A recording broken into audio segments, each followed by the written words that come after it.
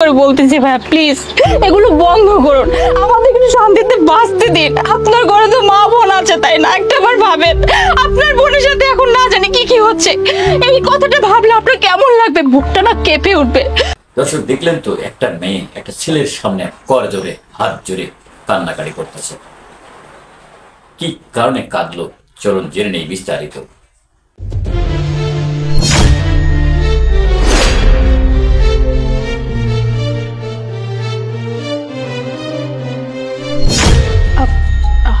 Excuse me ভাইয়া, আপনি একটু সামনে আসতে পারবেন? কেন? প্লিজ একটু আসুন না। জি বলুন।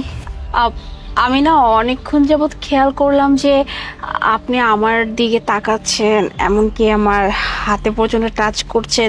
আচ্ছা এক কাজ করি, চলুন এই সামনে স্টপেজ আছে, আমরা ওখানে নেমে যাই, ওখানে একটা কাজী অফিস আছে, আমরা বিয়ে করে ফেলি, ভালো হবে না বলেন? হোয়াট?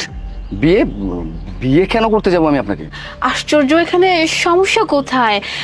আপনি আমাকে দেখছিলেন, অবশ্যই আমাকে আপনার ভালো লেগেছে, আর তাই বললাম কি চলুন আমরা বিয়ে করে ফেলি। এই তো সামনে স্টপেজেই হলো কাজী অফিস। আরে কি বলছেন কি আপনি এসব? আপনার মাথা ঠিক আছে? আমি কেন বিয়ে করতে যাবো? আর তাছাড়া ফান করছিলাম, নাথিং এলস। ফান? আচ্ছা ঠিক আছে, কোনো সমস্যা নাই, আমরা না এই ফানটাকে একটু সিরিয়াস ভাবে নেই, প্রবলেম কোথায়? বিয়ে করে ফেললে। আর একটা কথা, আমি কিন্তু মেয়ে হিসেবে খুবই ভালো একটা মেয়ে, আপনি কিন্তু খুব লক্ষ্যে একটা বউ পাবেন। আর আমার না কোনো চাহিদাও নাই, বিশ্বাস করেন। আপনি আমাকে ওই যে 3 বেলা খাবার দিবেন, আর তারপর হলো মাসে 3-4 জামা কাপড় দিলেই হবে, আর কিচ্ছু লাগবে না।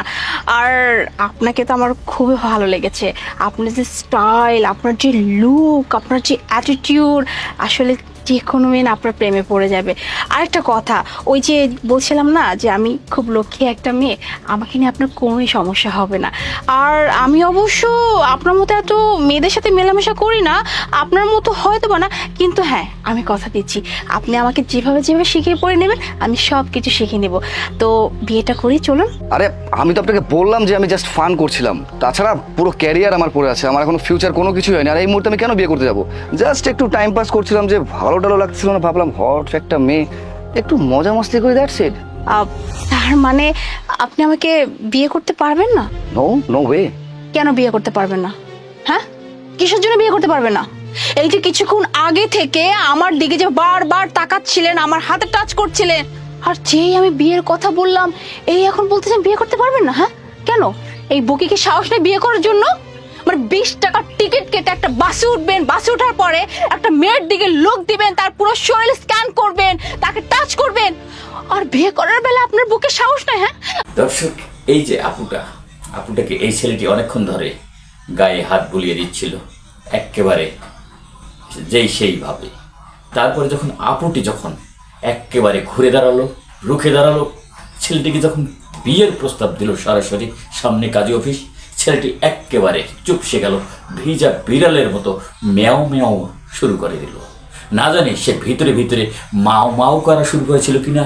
এমনি করে যেখানেই এ ধরনের অসভ্যতা, বেহায়াপনা এবং হিংস্র হায়নার আক্রমণ ঘটার সম্ভাবনা থাকবে, হিংস্র হায়নারা যখন আক্রমণ ঘটাতে চাইবে, চেষ্টা চালাবে, তখনই ঘুরে দাঁড়াতে হবে। সেটি শক্তি দিয়ে না হলে কৌশলগত দিক দিয়ে ঘুরে দাঁড়াবেন, আপনি জিতবেন, আপনি সফল হবেন, এখানে যেভাবে আপুটি সফল হয়েছে। ধন্যবাদ সেই আপুকে।